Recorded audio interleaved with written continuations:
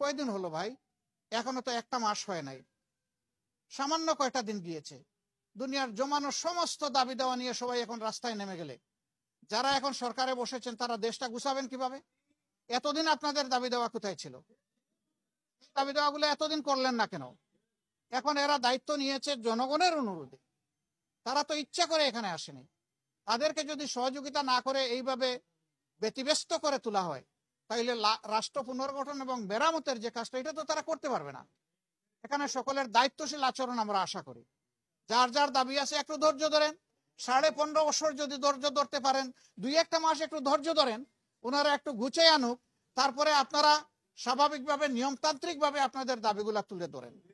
কিন্তু সেইটা করতে গিয়ে আপনারা সচিবালয়ে ঢুকে পড়বেন, আপনারা বিশৃঙ্খল অবস্থা সৃষ্টি করবেন, এটা তো দেশের জনগণ মেনে নেবে না।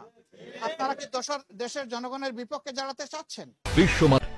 এরকম যারা দুঃসাহস দেখাবে জনগণ কিন্তু তাদেরকে ক্ষমা করবে না। আমরা আশা করব যে তাদের সকলের শুভবুদ্ধির উদয় হবে এবং কারো উস্কানিতে ষড়যন্ত্রে তারা পা দেবে না।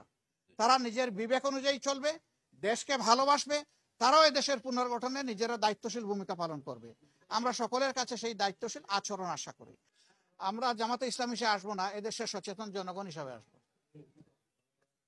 এবং ছাত্রদেরকে বাদ দিয়েও আসবো না, আমরা তাদের সহযোদ্ধা হিসাবে আসবো। তবে আমরা দোয়া করি এইগুলার যেন প্রয়োজন না হয়, সবার জন্য শুভ বুদ্ধির উদয় হয়।